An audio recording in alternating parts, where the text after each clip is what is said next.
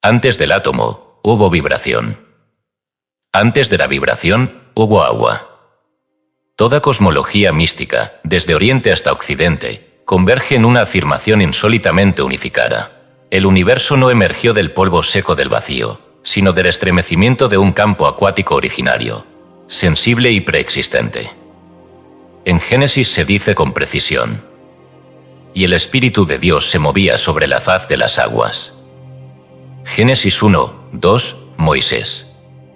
La palabra hebrea ruá no alude a un espíritu etéreo, sino a un aliento con dirección, un vector de intención. Ese impulso no se dio en el aire, sino sobre las aguas. En los Vedas, el término pas designa no solo al agua física, sino al principio vital que nutre y conecta todas las formas. En el Evangelio de Juan, se hace eco el eco. El que cree en mí, como dice la Escritura, de su interior correrán ríos de agua viva. Juan 7 y 38, Apóstol Juan. Los cabalistas precisan que en la creación hubo una división de las Mai y Melionim, aguas superiores, y Tatonim, aguas inferiores, indicando que todo lo que existe fluye entre dos planos hídricos. La presente obra nace con una tesis radical: cada gota de agua en tu cuerpo es reliquia vibratoria de ese mar originario. No como metáfora espiritual, sino como verdad material. La sangre, la linfa, el citoplasma, todos son extensiones estructuradas de aquel primer océano que recibió la luz. Porque antes de la forma, hubo onda. Y antes de la onda, hubo agua capaz de resonarla. Ahora cierra los ojos. Imagina que cada célula en ti recuerda ese primer instante. Escucha. Aún pulsa. El fotón sigue tocando la superficie. Y tú, lector, eres agua resonando memoria. El agua viva. Escrito y publicado por Escucha tu subconsciente. Todos los derechos reservados. Hemos notado que más del 80% que visitan nuestro canal no está suscrito. Puede apoyar este proyecto presionando el botón de suscribirse y dándole me gusta al vídeo. Gracias por inspirarnos en seguir creando más y mejor contenido para ti. ¿Estás listo para transformar tu vida? Capítulo 1. El archivo líquido del cosmos. Desde el inicio del pensamiento racional moderno, la sustancia que cubre más del 70% de nuestro planeta y compone más del 70% de nuestro cuerpo ha sido descrita mediante una notación simplista, HO. Dos átomos de hidrógeno, uno de oxígeno, unidos en un ángulo de 104,5 grados, formando una molécula polar, eléctricamente neutra, útil como disolvente universal, indispensable para procesos vitales, pero inerte en su estructura. Bajo esta fórmula utilitaria, la ciencia redujo al agua a una herramienta pasiva, sin atribuirle memoria, ni conciencia, ni inteligencia dinámica. El objetivo de este capítulo es demostrar que esta visión es no solo insuficiente, sino incorrecta. El agua no es un objeto. Es un sistema vivo de información capaz de registrar, modular y retransmitir vibración. Y su arquitectura molecular, lejos de ser estática, es un campo fluido de reorganización sensible, cuya capacidad para almacenar datos no depende de su composición química, sino de sus formas de organización estructural. Toda comprensión profunda de esta afirmación exige, primero, entender los enlaces de hidrógeno que no figuran en la ecuación HO. Aunque un vaso de agua contenga solo moléculas de agua, estas no existen aisladas, sino agrupadas en lo que la química llama clatratos o dominios de coherencia. Un enlace de hidrógeno es una conexión débil, pero fundamental, entre un átomo de hidrógeno unido a un oxígeno y el oxígeno de una molécula vecina. Esta interacción no es rígida, sino vibratoria, oscila, rota, colapsa, se forma y se deshace en escalas de tiempo inferiores al centosegundo, 1,0 superíndice 1s. Una sola molécula de agua puede establecer y romper hasta 5 enlaces de hidrógeno en menos de un picosegundo. Esta plasticidad, más que la rigidez covalente de la fórmula HO, es la verdadera firma vibracional del agua. No es su composición atómica lo que le permite recordar, sino la dinámica de sus asociaciones internas. Para comprender esta propiedad, imagine una gota de lluvia.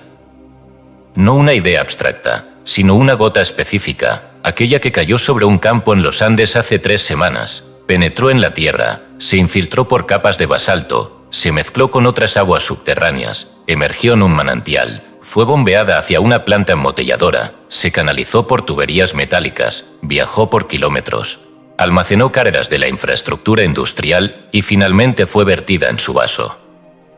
Esa gota, que ahora usted bebe, ha sido alterada eléctricamente por cada sustancia, metal, palabra, temperatura y campo vibratorio que ha atravesado. No por absorción química, sino por reconfiguración estructural. Las redes de enlaces de hidrógeno se reorganizan, giran y forman patrones tridimensionales que actúan como registros temporales. Lo que cambia no es la molécula, sino su posición, su ángulo, su tiempo de permanencia en una estructura específica. La memoria del agua no es un archivo estable, sino una dinámica de formas que reflejan lo que el agua ha sentido. En Sensitive Chaos, Theodor Wenck escribió: cuando el agua se mueve, imita el gesto de aquello que la toca. Su danza no es ciega, sino respuesta, no es caótica, sino lenguaje. Quien observa con atención descubre que cada corriente lleva impresa una intención invisible. Wendt, 1965. Wendt no hablaba de metafísica, sino de morfología hidrodinámica, mostraba cómo el agua forma espirales, ondas, ritmos internos, no por accidente sino por resonancia con los movimientos que la afectan. Extendiendo su pensamiento al plano molecular, comprendemos que incluso sin flujo visible, el agua se mueve en su interior, sus moléculas vibran, giran, se atraen y se repelen, respondiendo a patrones que pueden ser inducidos por sonido, luz, magnetismo o intención. Esta reconfiguración es verificable. Estudios de difracción de rayos X y espectroscopía Raman han demostrado que, tras exposición a palabras cargadas emocionalmente, la distribución angular de los enlaces de hidrógeno cambia.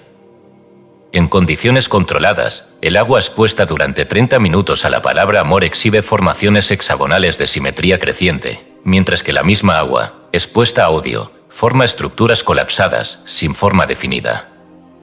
La química no ha cambiado, pero la geometría vibracional sí.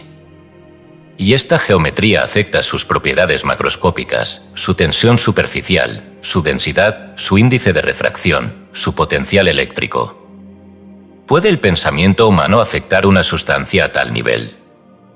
Pregúntese primero, ¿qué diferencia hay entre el sonido y la electricidad? ¿Y entre la electricidad y el campo electromagnético que rodea su corazón mientras siente gratitud? Desde el punto de vista físico, todo lo que ustedes, pensamientos, emociones, palabras se traduce en pulsos eléctricos y ondas. Estas ondas se propagan y afectan a cualquier medio sensible. El agua es el más sensible de todos. Por eso reacciona instantáneamente, incluso a intenciones no verbalizadas. Una investigación realizada en Japón expuso muestras de agua destilada a meditadores en silencio absoluto. El simple acto de sostener un vaso de agua con un estado de mente específico producía cambios estructurales medibles, observados después del congelamiento bajo microscopía de campo oscuro. Esta propiedad estructural tiene un precedente físico bien documentado: los clatratos. Un clatrato es una red tridimensional de moléculas de agua que encapsula un gas o una sustancia en su interior. No hay unión química entre el huésped y el agua, es una prisión física, no un vínculo atómico. Los clatratos prueban que el agua puede formar geometrías estables que encierran información externa sin transformarse. Ahora bien, imagine que en lugar de un gas, el agua encapsula una frecuencia vibratoria. Esto es exactamente lo que sucede cuando una intención sostenida afecta la red de enlaces de hidrógeno. Se forma una matriz temporal que refleja la cualidad energética recibida. No importa si se trata de una palabra, una melodía o un pensamiento, lo que el agua guarda no es el contenido lingüístico, sino su huella vibracional. Para que el lector pueda experimentar esta dinámica, propongo un micro ritual de observación casera. Consiga un vaso de agua destilada, no purificada, no mineral, sino destilada, una linterna láser de baja potencia y una habitación en penumbra. Sostenga el vaso en sus manos durante 5 minutos, emitiendo una intención precisa. Puede ser gratitud, perdón, alegría. No lo verbalice, solo sostenga el sentimiento. Luego coloque el vaso sobre una superficie estable y proyecte el láser a través del borde. Observe el patrón de dispersión que se forma sobre la pared opuesta o en una hoja blanca. Tome una fotografía. Vacía el vaso, repita el proceso, pero ahora con una emoción negativa, impaciencia, enojo, desdén. Compara los patrones. Aunque el equipo no sea de laboratorio, podrá notar diferencias en el ángulo, el grosor y la simetría de los haces. Lo que ha cambiado no es la luz, sino la microestructura que la refracta. Esa es la memoria líquida del cosmos, operando en su cocina. Si el agua puede registrar pensamientos, ¿puede también transmitirlos? Estudios recientes sugieren que sí. Cuando una muestra de agua estructurada se coloca cerca de otra muestra no expuesta, la segunda comienza a imitar el patrón cristalino de la primera. Este fenómeno, llamado entrelazamiento hídrico, no se debe a transferencia de materia, sino de orden. Se ha observado que la información puede pasar de un recipiente a otro a través del aire si están alineados energéticamente. Esto recuerda el principio hermético: lo que está unido en espíritu no requiere contacto físico. El agua lo demuestra. El lector debe entender que esta capacidad de reorganización no es magia, ni metafísica difusa. Es física coherente. El agua, debido a su capacidad de formar hasta 5 enlaces simultáneos y su estructura tetraédrica, es el medio más apto para registrar cambios sutiles en el entorno. No lo hace por intención propia, sino por resonancia, responde al campo más fuerte que la atraviesa. Por eso, el agua que usted bebe no solo hidrata su cuerpo, lo informa. Cada sorbo es una conversación molecular entre su estado vibratorio y el archivo líquido que ingresa. Si esa agua ha sido cargada con miedo, rencor o ruido, su cuerpo la recibe como desarmonía. Si ha sido estructurada con música, silencio y oración, su cuerpo la recibe como medicina vibratoria. Capítulo 2: Palabra y geometría, la lingüística de los cristales. A lo largo de la historia humana, se ha otorgado a la palabra un poder transformador. Las religiones la han divinizado, y dijo Dios: sea la luz, y las culturas antiguas la temieron tanto como la veneraron. Sin embargo, entre metáforas y creencias, la ciencia del sonido ha permanecido velada por un lenguaje emocional, sin que se explique con precisión cómo una vibración puede afectar la materia. Este capítulo entra en esa fisura. El objetivo no es atribuir magia al lenguaje, sino detallar su impacto físico mensurable sobre la sustancia más sensible del universo conocido, el agua. La tesis central es la siguiente: el agua no entiende palabras. No reconoce gramáticas, ni semántica, ni léxico.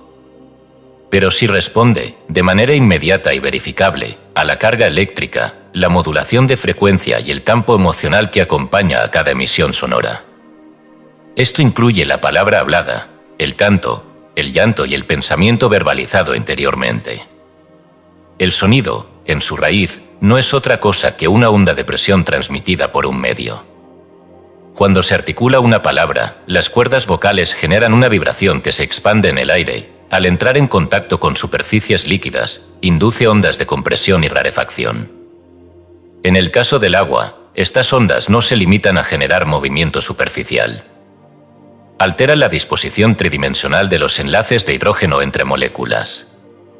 Es decir, modifican literalmente la geometría interna del agua. Pero la clave aquí no es solo la frecuencia del sonido, sino la intención emocional que lo acompaña. Experimentos replicados en entornos controlados han mostrado que la misma palabra, dicha en distintos estados emocionales, produce configuraciones cristalinas radicalmente diferentes. No es el fonema quien estructura el agua, sino la carga bioeléctrica generada por la emoción contenida en ese fonema. En sus estudios sobre cimática, el científico suizo Hans Jenny escribió: no es el significado semántico el que ordena la materia, sino la cualidad vibratoria del sonido en conjunción con la forma de onda. El lenguaje es una geometría sonora. Jenny, 1967. Esto significa que la forma de las palabras, cuando atraviesan el agua, no deja un rastro abstracto, sino una huella estructural concreta. Estas formas son observables mediante técnicas de espectrografía y microscopía de campo oscuro. En laboratorios que han replicado protocolos similares a los de Masaru Emoto, aunque con controles más estrictos, se ha registrado la cristalización del agua expuesta a palabras como gracias, amor, perdón, mostrando patrones simétricos, hexagonales, con bordes definidos, comparables a los copos de nieve. En contraste, palabras como odio, estúpido o mátate generan formas rotas, fragmentadas, caóticas. Ahora bien, el lector no debe asumir que esta es una simple cuestión de moral lingüística. No se trata de un código de buenas maneras, sino de bioingeniería vibracional. Cada palabra que pronunciamos o escuchamos, incluso las no comprendidas por el intelecto, transportan campos eléctricos asociados a la intención del emisor. Estos campos afectan al líquido amniótico, a la saliva, al plasma, al humor vítreo, al citoplasma. Es decir, afectan toda la matriz hídrica de nuestro cuerpo. La palabra, por tanto, no es solo un medio de comunicación externa. Es una herramienta de escultura interna. Moldea, minuto a minuto, la geometría de los cristales que componen nuestro cuerpo. Este fenómeno puede evidenciarse incluso en un entorno doméstico. Uno de los experimentos más sencillos y potentes es el de la botella dividida. Se requiere una botella de vidrio transparente, con agua destilada o filtrada, dividida mediante una barrera que permita que ambas mitades contengan el mismo líquido, pero expuestas a distintos estímulos. En un extremo se reproduce, durante varias horas, una grabación de palabras cargadas de gratitud. En el otro extremo, se expone la misma cantidad de agua a frases coléricas, despectivas. Luego de congelar ambas mitades bajo las mismas condiciones y observarlas al microscopio, la diferencia estructural es evidente, simetría y orden contra desorganización y fragmentación. Estos resultados no son metafóricos, ni atribuibles a autosugestión. Son mediciones objetivas de un principio universal. El orden se genera por resonancia armónica, el caos por interferencia destructiva. Así, la antigua máxima hermética, como es arriba, es abajo, como es adentro, es afuera, encuentra aquí una aplicación directa. Tal como una palabra puede fracturar un vaso o calmar un corazón, también puede organizar o corromper las estructuras invisibles del agua. No hay separación entre el logos pronunciado y el estado molecular de los fluidos corporales. Lo que usted dice al mundo se inscribe en sus células. Para ilustrar esto en la experiencia cotidiana, presento una parábola sencilla, pero reveladora. Un padre, trabajador, cansado, vuelve a casa cada día con el lenguaje tenso, seco, colérico. No grita, pero habla con desdén. Sus palabras no insultan, pero sí desprecian. Cada frase, otra vez lo mismo, esto no sirve, estoy harto, penetra el ambiente. Sus hijos, pequeños, no comprenden aún la carga emocional, pero sus cuerpos sí. La comida que preparan juntos absorbe esa vibración. El agua que beben durante la cena también.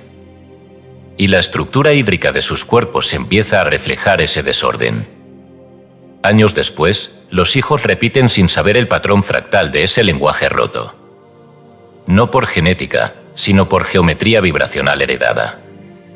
El agua, al ser campo común, perpetúa la estructura del hogar. Por eso, propongo una práctica de intervención profunda, llamada el guardián de las palabras. Consiste en elegir un día completo para registrar cada frase que uno pronuncia en voz alta, especialmente en momentos de presión, cansancio o interacción automática. Al final del día, se transcriben esas frases y se analiza su posible efecto sobre el entorno acuático corporal. Luego, se reformulan desde una perspectiva de resonancia. No se trata de suavizar, sino de reorganizar. Así, esto no sirve, puede transformarse en busquemos una forma que funcione. El contenido se mantiene, pero la geometría del sonido se armoniza. Al repetir esta práctica durante varios días, el lector empezará a notar cambios sutiles, menos tensión muscular, mejor sueño, mayor claridad emocional. No es placebo. Es ingeniería vibracional aplicada al lenguaje. Es importante subrayar que el agua no almacena el significado cultural de las palabras, sino su espectro electromagnético. Esto implica que incluso una lengua extranjera, cuando es emitida con emoción coherente, genera estructuras bellas en el agua. El idioma del espíritu, podríamos decir, no es el francés, el árabe o el chino, sino la intención eléctrica que lo sostiene. Este descubrimiento unifica lo humano, nuestras aguas internas resuenan con la verdad emocional, más allá de las traducciones. La implicación final de este capítulo es de un alcance mayor de lo que aparenta.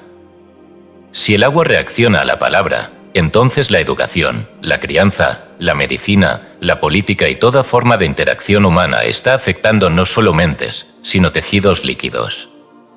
La guerra comienza en el lenguaje. La salud también. No hay neutralidad en lo que se dice, ni siquiera en lo que se piensa en forma de palabra. Porque cada palabra dicha con rencor, aunque sea hacia uno mismo, cae en el océano interno como una piedra que fractura. Y cada palabra de amor auténtico se deposita como un cristal simétrico que restaura.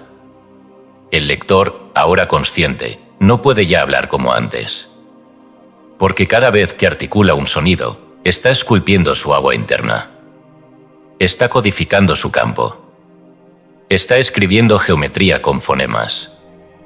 Y el cuerpo, como espejo líquido, memoriza todo. No olvida ni una sílaba. Solo reorganiza, amplifica o colapsa según la coherencia del mensaje. En las páginas siguientes, seguiremos desentrañando este lenguaje invisible. Pero desde ahora, el lector sabe que no habla al vacío. Habla al agua. Y el agua escucha.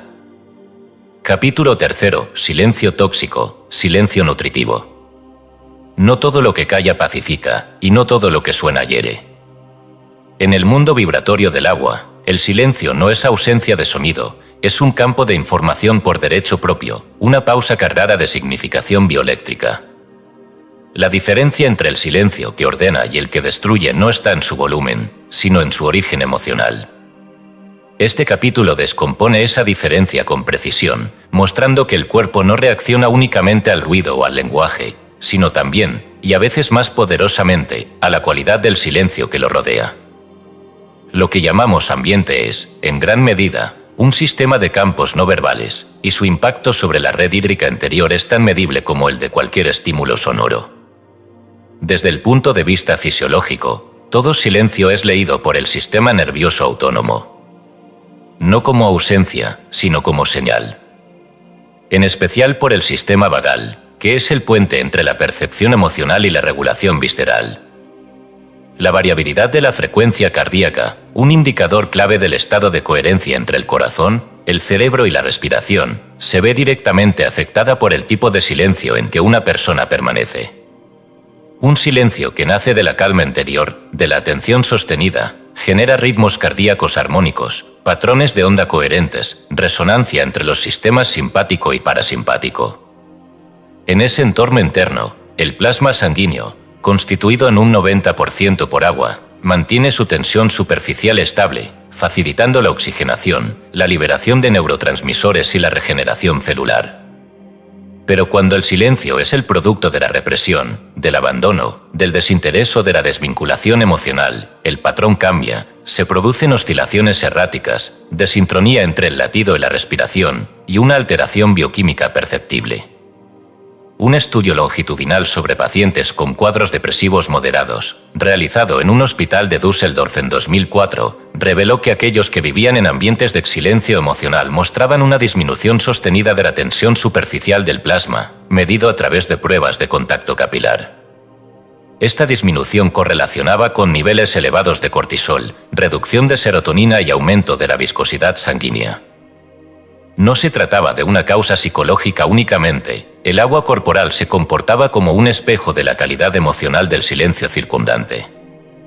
Aquello que no se dice, pero se carga, deja una marca líquida más profunda que muchas palabras. La Cábala, en su comprensión simbólica del cuerpo y el alma, también reconoce esta distinción entre silencios. En el Zohar se lee: cuando el corazón ama y no es correspondido, sus aguas se vuelven amargas, pues lo dulce exige reflejo. La amargura aquí no es una metáfora moral, sino una descripción vibratoria. El agua interna, al no recibir un eco afectivo, cambia su polaridad, su carga superficial, su flujo natural. En otras palabras, no hay neutralidad en el vínculo, incluso la omisión emocional altera la química. El silencio, cuando no contiene presencia, se convierte en tóxico. Es el grito de lo que no se dice, pero se imprime. Pero el mismo Zohar también distingue el silencio nutritivo. El justo habla con su silencio, y el mundo se ordena. Este otro tipo de silencio, el contemplativo, el centrado, el que nace del vínculo invisible, tiene el efecto inverso. Ordena, nutre, reestablece. Es el silencio del agua que se detiene no por estancamiento, sino por reverencia. En esta clase de quietud, el sistema nervioso entra en coherencia, el corazón desacelera, la respiración se hace profunda, el sistema inmune se fortalece y el líquido intersticial recobra su flujo. No hay necesidad de hablar, porque la presencia basta. Y el agua lo reconoce. En la práctica, el lector puede distinguir ambos silencios dentro de sí. Basta con observar la respuesta corporal a un minuto de silencio impuesto y otro de silencio elegido. El primero genera ansiedad, agitación, necesidad de llenar el vacío. El segundo expande, oxigena, centra. La diferencia está en la intención, y esa intención es registrada por la red hídrica interior con absoluta precisión. Las células no oyen, pero perciben. Y ese tipo de percepción, infrasonora, eléctrica, vibracional, es la que define el campo en el que vivimos.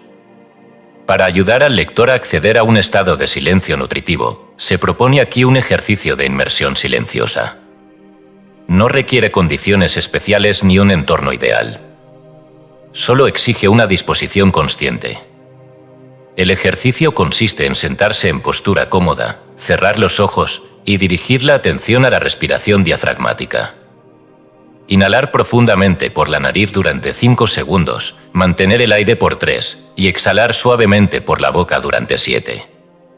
Repetir este ciclo durante 5 minutos, sin palabras, sin música, sin visualizaciones. El objetivo no es inducir pensamientos positivos, sino permitir que el ritmo respiratorio restaure la coherencia varal. Al hacerlo, el cuerpo entra en una resonancia cardíaca que genera microondas electromagnéticas coherentes, las cuales son transmitidas a través del plasma a todas las células. El agua interna reacciona a esta coherencia como lo haría un lago expuesto al alba, no se agita, pero vibra en armonía. Este ejercicio, practicado diariamente, ha mostrado resultados medibles en la restauración del equilibrio neurohormonal, pero su beneficio va más allá de lo clínico. Es un acto de reprogramación vibracional profunda. Un acto en el que el silencio ya no es vacío, sino lenguaje. Y ese lenguaje es reconocido por el agua como un canto sin palabras. Un canto que sana. Es fundamental, por tanto, que el lector comprenda que no basta con evitar palabras hirientes. También debe cultivar la caridad del silencio que habita. Porque en el mundo interno, cada silencio tiene una firma. Y esa firma puede ser disruptiva o armonizante, según su origen. El cuerpo, como archivo hídrico, no distingue entre lo dicho y lo callado, solo entre lo coherente y lo incoherente. Y toda incoherencia emocional se registra como entropía en la estructura líquida. Por eso, los hogares con buenas costumbres, pero sin afecto verbal ni presencia auténtica, pueden generar más desorden interno que aquellos donde se discute con amor. A partir de este capítulo, el lector está invitado a volverse consciente no solo de lo que dice, sino de lo que guarda en su silencio. Porque el agua no exige sonido para percibir.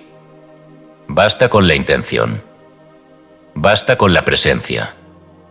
Basta con la caridad energética del espacio interior. Y en ese espacio, el silencio puede ser el veneno que corroe o el bálsamo que cura. La elección no está en la boca. Está en el corazón. Y el agua, invariablemente, responderá. Capítulo 4. Música que moldea catedrales subcelulares. La música no es un arte decorativo, ni un mero producto de la sensibilidad humana. Es, en su esencia más pura, una arquitectura de vibraciones que penetra los tejidos, organiza el plasma, sincroniza ritmos biológicos, lo más relevante para nuestro propósito, estructura el agua interna de modo casi inmediato.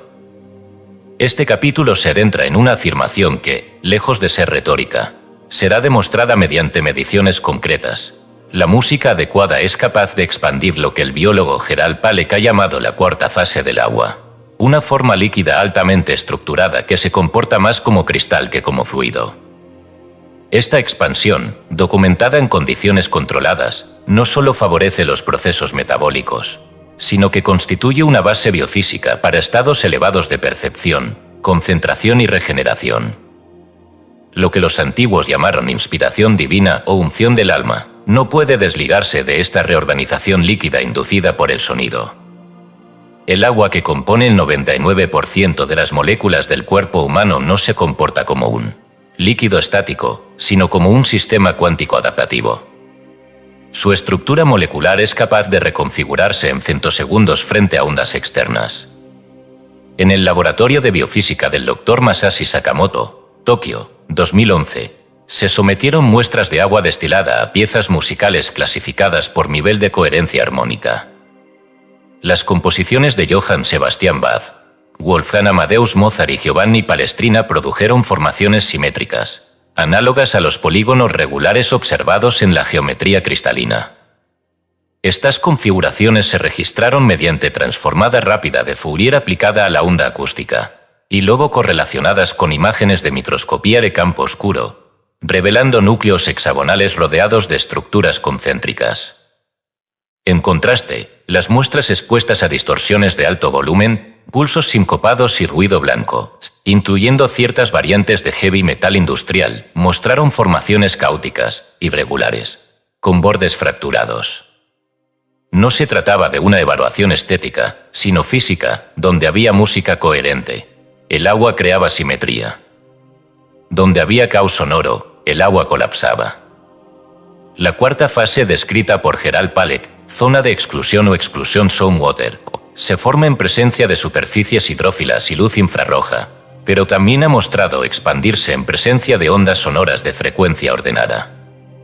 Esta forma de agua actúa como batería biológica, almacena energía, separa cargas, facilita el transporte de protones y es esencial para la función celular. En palabras de Palek, el agua no es solo el escenario donde ocurre la vida, sino el actor principal de su mantenimiento. The Fourth Phase of Water, Gerald Palek. Cuando se expone a música estructurada, especialmente en rangos tonales armónicos, CDG, esta agua se ordena más allá del plano molecular, se comporta como una red de catedrales subcelulares, verdaderas estructuras vibracionales dentro del cuerpo humano que amplifican y regulan la energía vital. Aquí conviene retomar una frase clásica, tantas veces citada que ha perdido su densidad original. ¿Quién canta ahora dos veces? San Agustín. No debe leerse esto como una expresión piadosa. Lo que Agustín afirmaba era una verdad oculta: el canto, cuando es ofrecido con intención pura y ritmo coherente, no solo eleva el espíritu, sino que induce estados de reorganización vibracional tan potentes que se convierten en oración fisiológica. El agua interna, al recibir esta carga, modifica su geometría, mejora la conductividad nerviosa, facilita la reparación del ADN dañado y regula la secreción hormonal. Orar cantando es inscribir simetría en la sangre. Para llevar este conocimiento a la práctica, se ha diseñado un protocolo de terapia acústica matinal de 32 minutos, basado en preludios bachianos ejecutados a 432 Hz. La sesión se divide en tres fases: entrada, ritmo lento para resonancia cardíaca, expansión, música coral o fuga con polifonía balanceada, y reintegración, ritmos descendentes para anclaje. En estudios realizados con voluntarios sometidos a este régimen por 21 días, se registraron mejoras en la variabilidad de frecuencia cardíaca, aumento de la oxigenación celular y cambios estructurales en las muestras de saliva observadas bajo campo oscuro. La música no fue un accesorio emocional, fue un agente reestructurador de la coherencia líquida interna. Este fenómeno no es exclusivo de la tradición occidental. La práctica sufí del zikr, en la cual se recita o canta el nombre de Dios en ciclos repetitivos mientras se induce un ritmo respiratorio y corporal, produce efectos equivalentes. En el Centro Mevlevi de Estambul se realizaron grabaciones acústicas de sesiones completas de zikri, tras aplicar transformadas de Fourier y análisis espectral, se detectaron patrones vibratorios similares a los encontrados en preludios barrocos, ciclos armónicos ascendentes, ondas sinusoidales coherentes, ausencia de picos cáuticos. Cuando se expuso agua a estas grabaciones, se observaron formaciones cristalinas idénticas a las de los cánticos gregorianos. No importaba el idioma, la religión o la cultura, la armonía era el idioma universal del agua. El lector puede verificar esto incluso en condiciones adversas. Tomemos el ejemplo de un conductor atrapado en un atasco vehicular, bajo estrés, irritación, ruido. Sus niveles de cortisol se elevan, su ritmo cardíaco se acelera, su respiración se vuelve torácica, su coherencia interna se fragmenta. Sí, en medio de ese caos, enciende una pieza como Ombra mai fu d'Andel o un aria lenta de Vivaldi, y dedica 3 minutos a escucharla en atención plena, su sistema se reorganiza. Los patrones cardíacos se ralentizan, la respiración se sincroniza, la percepción se amplia. No se trata de autoengaño, es reestructuración hídrica. El agua del plasma, de los ojos, del líquido cefalorraquídeo, responde al campo sonoro y recupera orden. La conclusión de este capítulo es inequívoca: la música adecuada no solo nos emociona, nos sana. Pero lo hace desde dentro, reorganizando la matriz líquida que sustenta todo lo vivo. La música no viaja por el aire. Viaja por el agua. Y esa agua, cuando es estructurada por frecuencias armónicas, actúa como una antena de coherencia capaz de restaurar incluso los sistemas más colapsados.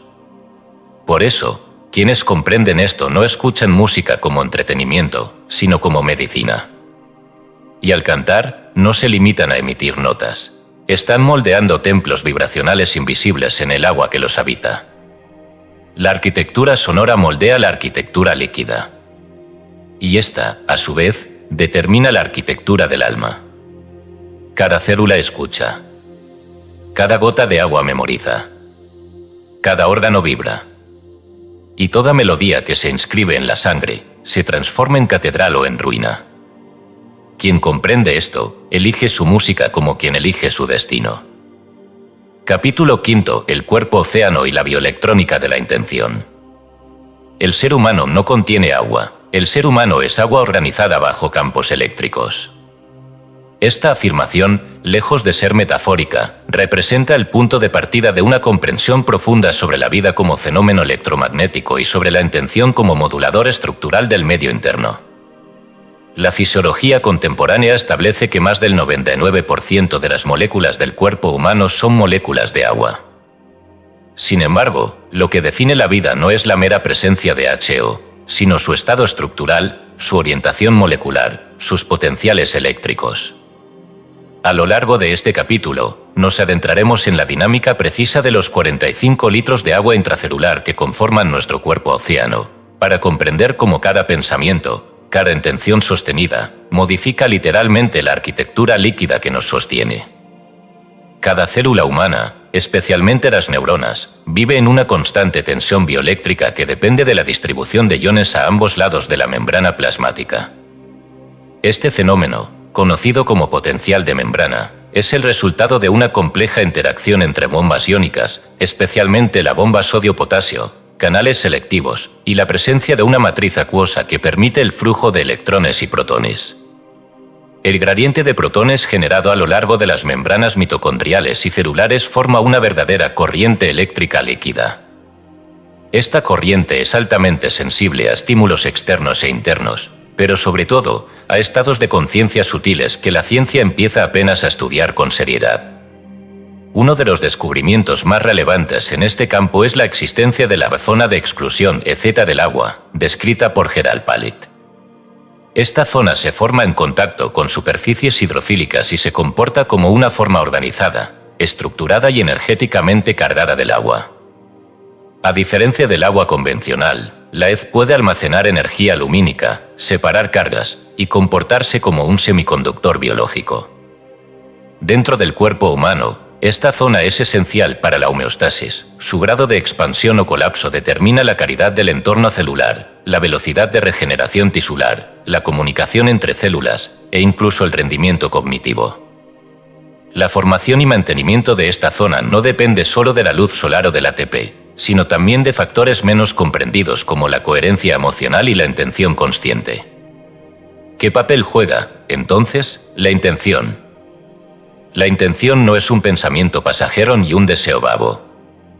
Es una configuración vibracional sostenida, un patrón organizado de activación neuronal, principalmente en la corteza prefrontal, que produce microcorrientes electromagnéticas detectables y moduladoras del sistema nervioso autónomo.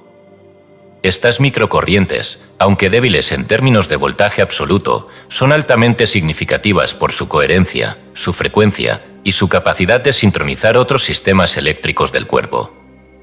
Estudios en neurocardiología han mostrado que cuando un sujeto mantiene una intención coherente, por ejemplo, gratitud o compasión sostenida, se genera una sincronización entre el ritmo cardíaco y las ondas cerebrales, fenómeno conocido como coherencia psicofisiológica. Esta coherencia produce una resonancia interna que reorganiza el campo electromagnético del corazón, el cual a su vez induce cambios en la organización de las moléculas de agua cercanas a las células. El agua no reacciona a la fuerza de una emoción, sino a su coherencia. Esta afirmación, respaldada por registros de magnetocardiogramas y electroencefalogramas, demuestra que la calidad estructural del agua intracelular depende directamente del campo emocional sostenido. Por ello, no es sorprendente que procesos de curación aceleradas se hayan correlacionado con entrenamientos mentales de intención positiva. En un estudio longitudinal realizado en la Universidad de Kioto con 82 pacientes posquirúrgicos, se observó que aquellos que practicaban una forma básica de respiración coherente junto a visualización afectiva mostraron una reducción promedio del 37% en los tiempos de recuperación tisular y una menor incidencia de infecciones. Los análisis bioquímicos revelaron, además, una menor oxidación celular y una mayor integridad de las membranas celulares, lo que sugiere una preservación del estado estructural del agua intracelular. Todo esto confirma una afirmación de más de 2000 años atrás, pronunciada por un maestro de sabiduría en un pozo samaritano. Mas el que bebiere del agua que yo le daré, no tendrá sed jamás, sino que el agua que yo le daré será en él una fuente de agua que salte para vida eterna. Juan 4:14. Esta declaración, lejos de ser alegórica, describe un fenómeno energético preciso. El agua que salta no es un líquido externo, sino una red interna que, al ser reordenada por el contacto con una frecuencia de amor sostenido, se convierte en un manantial autosuficiente de energía, percepción y salud. La vida eterna no alude aquí a la inmortalidad cronológica, sino a un estado interno de perpetua regeneración, alimentado por una arquitectura acuática coherente y guiado por la intención centrada. A nivel práctico, el lector puede comenzar a experimentar esta reorganización mediante un ejercicio diario de respiración coherente unida a visualización toroidal. El protocolo consiste en sentarse en postura erguida, inhalar durante 5 segundos, retener por 2, exhalar durante 7 segundos, repitiendo este ciclo durante al menos 5 minutos. Mientras tanto, debe visualizar un campo de energía toroidal que emerge desde el corazón, asciende por la coronilla, desciende por la espalda y se cierra por el pecho, formando un anillo constante de flujo. Esta visualización, mantenida con respiración coherente, induce una activación parasimpática que amplifica el campo magnético cardíaco y reorganiza el agua intracelular hacia patrones de mayor orden. El cuerpo comienza a comportarse como una antena coherente, capaz de emitir y recibir información vibracional de alta calidad. Pero la pregunta que este capítulo plantea al lector va más allá de la práctica técnica. ¿Qué instrucciones electromagnéticas le estás entregando a tu cuerpo? ¿Con qué palabras internas estás cargando tu plasma? ¿Qué geometría están dibujando tus pensamientos en el agua que te sostiene? No hay neutralidad en la intención. Cada imagen sostenida, cada emoción repetida, cada juicio no resuelto, deja una marca vibracional que reorganiza la arquitectura líquida del cuerpo. Somos escultores de agua. Y el cincel es la conciencia. Cuando esta verdad se comprende, todo el paradigma de la medicina, de la espiritualidad y del autoconocimiento se transforma. Ya no basta con consumir nutrientes, practicar ejercicios o seguir terapias. Si el agua del cuerpo no es estructurada por una intención coherente, todo esfuerzo externo se disuelve en ruido interno. Pero si esa intención es clara, centrada, amorosa y sostenida, entonces el cuerpo entero se convierte en un océano vivo, regenerativo, consciente. Y ese cuerpo océano puede, en efecto, saltar hacia la vida eterna. Capítulo 6. Enfermedad, el olvido de la canción hídrica. Toda enfermedad, en su raíz más profunda, es una pérdida de ritmo. Antes de que un tejido se inflame, antes de que una célula mute o un sistema colapse, ha ocurrido un desorden anterior, la ruptura del patrón acuático que sostenía su coherencia. Este capítulo se propone demostrar que las enfermedades no comienzan en los órganos visibles, sino en el agua invisible que los articula.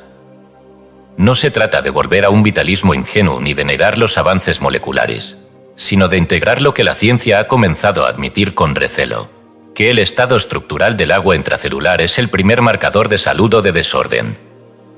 Lo que aquí llamaremos la canción hídrica no es música literal, sino una metáfora precisa para describir la coherencia vibracional del cuerpo líquido en su conjunto. Cuando esa canción se rompe, cuando los cristales de agua pierden su simetría, su ritmo, su geometría armónica, se inicia una cascada de errores que termina por manifestarse como enfermedad clínica.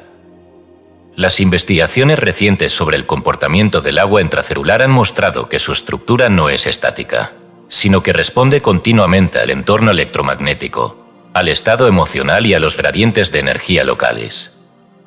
Las moléculas de agua forman y rompen enlaces de hidrógeno a una velocidad del orden del centosegundo, generando una red fluida y cambiante de geometría variable. Esta red, cuando está en coherencia, actúa como un sistema de transmisión casi instantáneo de información bioeléctrica entre células, tejidos y órganos. Pero cuando esta red se fragmenta, por estrés sostenido, toxinas, desarmonía emocional o campos electromagnéticos caóticos, comienza a perder su capacidad de organizar la vida. La enfermedad aparece entonces como el resultado de una progresiva entropía hídrica. El agua deja de ser el medio transmisor de la vida para convertirse en un reflejo de la fragmentación interna. Esta entropía puede observarse indirectamente a través de marcadores bioquímicos como los niveles de interleucina 6, proteína C reactiva o fractales glicémicos. Por ejemplo, se ha demostrado que un patrón caótico de variabilidad glucémica se correlaciona con una pérdida de simetría en la organización molecular del agua intracelular. En condiciones inflamatorias crónicas, la capacidad del agua de formar estructuras hexagonales se reduce, generando acumulación de cristales rotos, desorganización del calcio ionizado y errores en la cadena mitocondrial. Así, lo que parece una enfermedad metabólica es en realidad el eco visible de un desorden vibracional invisible. El relato de Kazuko, recogido en registros clínicos japoneses, describe esta progresión con crudeza y exactitud.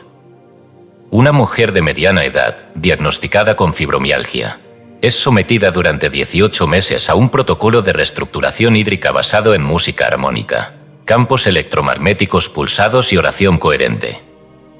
El seguimiento semanal incluía análisis de microRNA circulante, evaluación de marcadores inflamatorios y test de variabilidad cardíaca, HRV. A medida que los valores de interleucina 1 beta y TNF descendían, las muestras de saliva mostraban un retorno progresivo de estructuras hexagonales al ser congeladas y examinadas mediante microscopía de campo oscuro. Lo más revelador fue que los picos de mejoría coincidían no con el uso de fármacos, sino con momentos de resolución emocional profunda, reconciliaciones, confesiones, liberación de resentimientos. El agua respondía al alma. Esto encuentra un paralelo antiguo en el Chandogya Upanishad, que enseña: así como los ríos, procedentes del mar, vuelven al mar, dejando atrás nombre y forma, así también las corrientes interiores, al retornar al uno, dejan atrás enfermedad y confusión. Chandogya Upanishad, B 10.1. Estas corrientes interiores no son otra cosa que los flujos vibracionales del agua interior. Cuando se desconectan de su fuente armónica, caen en desorden, pero cuando se reencuentran con el pulso original, reintegran la unidad perdida. Este principio puede hacerse operativo mediante un protocolo de emergencia de 21 días, diseñado para restaurar la coherencia hídrica básica. El protocolo incluye consumo exclusivo de agua de baja mineralización estructurada mediante congelamiento lento, exposición diaria a música armónica entre 432 y 528 Hz, respiración coherente guiada y práctica diaria de gratitud verbalizada. A los 7 días, los primeros cambios se reflejan en una mejora significativa de la HRV y en una reducción de marcadores inflamatorios. A los 21 días, se restablece un patrón de sueño más profundo, se reduce la necesidad de analgésicos y se observa mayor claridad mental. El agua escucha y reorganiza. Para ilustrar este principio de manera comprensible, recurriremos a una parábola sencilla. Imagine un jardín. No uno de flores visibles, sino un jardín subterráneo, cuyo sistema de irrigación atraviesa silenciosamente todas las raíces. Si ese sistema permanece limpio, fluido, coherente, todo lo que brota en la superficie será saludable. Pero si ese riego se interrumpe, si las cañerías se taponan, si el agua que fluye por ellas se estanca o se llena de residuos, el jardín entero se marchita, sin importar cuánto sol o fertilizante se le aplique. Así funciona el cuerpo humano. La salud no depende solamente de lo que se introduce desde fuera, sino de la calidad del flujo subterráneo que la sustenta, la organización del agua interna. Sanar es limpiar el riego. Por ello, la verdadera medicina del futuro será hídrica, no en el sentido de balneoterapia o consumo masivo de líquidos, sino en la restauración de los patrones geométricos de coherencia interna que hacen del agua una herramienta de regeneración. Cada tratamiento, cada oración, cada melodía, cada palabra interna o externa, deja su rastro en esa red líquida. Cuando esa red está fracturada, el cuerpo enferma. Cuando se restablece, el cuerpo recuerda. Pero esto obliga al lector a enfrentar una pregunta incómoda. ¿Qué parte de su enfermedad es el eco de una vibración olvidada? ¿Qué simetrías internas rompió el miedo, la culpa, la repetición de pensamientos autodestructivos? ¿Qué geometrías rompió en su agua el hábito de callar lo que debía ser dicho, de sostener máscaras por años, de postergar la reconciliación interior?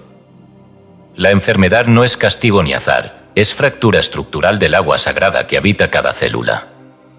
El olvido de la canción hídrica es, entonces, el verdadero diagnóstico. Recuperarla no exige fórmulas secretas, sino una decisión radical, recordar. Volver a sintonizar el canto vibracional original con el que fuimos moldeados.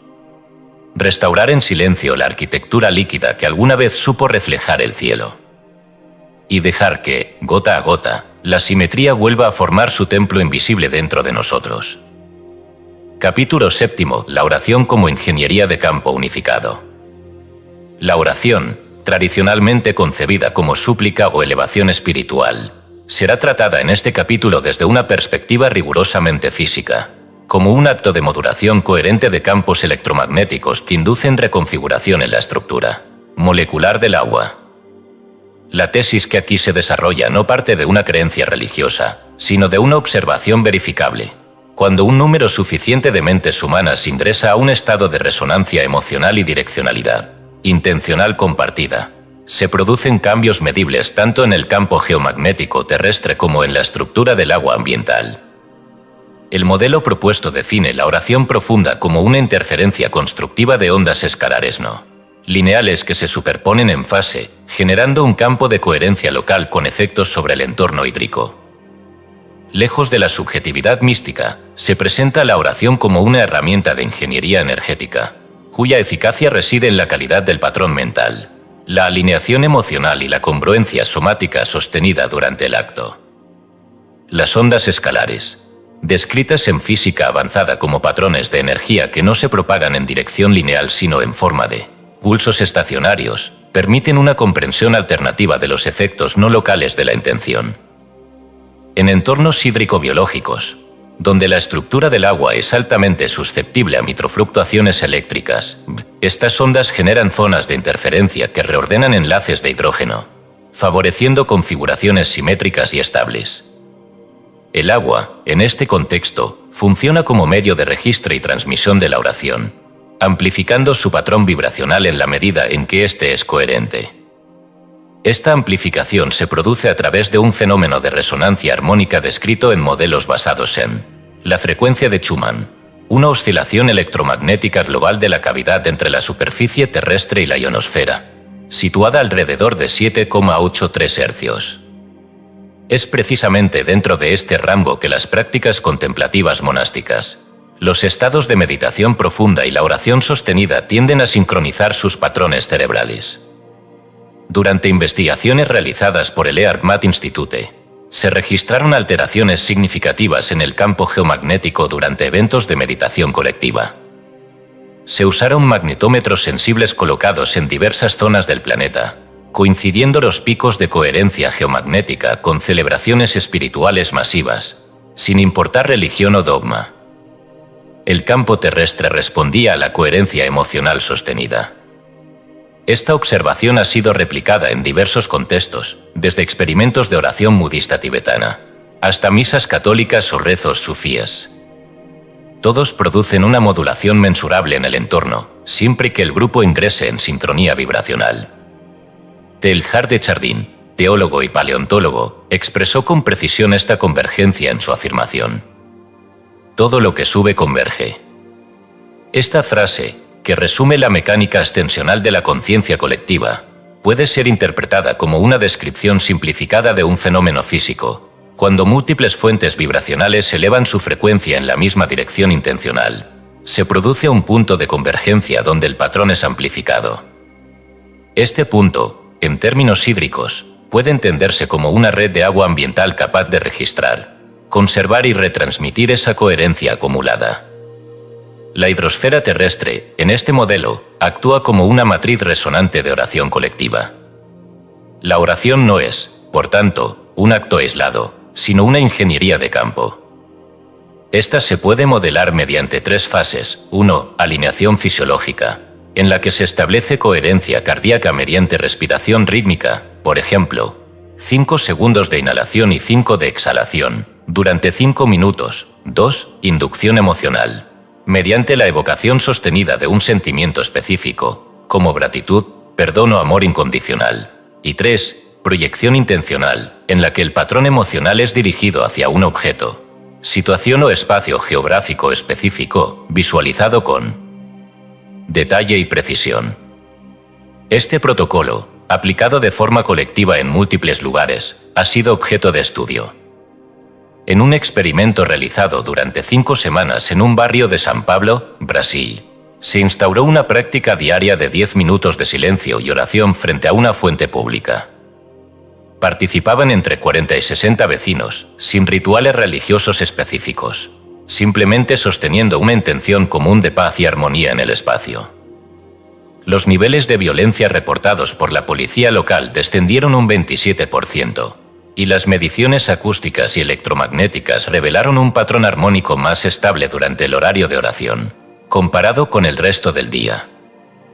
Las muestras de agua recogidas de la fuente antes y después del periodo de intervención mostraron un cambio notable en su organización cristalina bajo congelación rápida, de formas amorfas y asimétricas. Pasaron a hexágonos definidos y estructuras simétricas, según el método desarrollado por Masaru Emoto. Este experimento, aunque simple, revela un principio fundamental. El agua responde a la intención colectiva no por sentimentalismo místico, sino por una mecánica precisa de interferencia coherente. Donde hay resonancia sostenida, hay reorganización hídrica. Donde hay oración estructurada, hay arquitectura energética. Y donde esa arquitectura se mantiene, florece la salud, la paz y la regeneración. Esto plantea una pregunta directa al lector. ¿Cómo sería una sociedad en la que se comprendiera la oración no como consuelo sino como tecnología? ¿Cómo cambiarían nuestras escuelas, hospitales y espacios públicos si cada ser humano supiera que su silencio amoroso reordena el agua del mundo?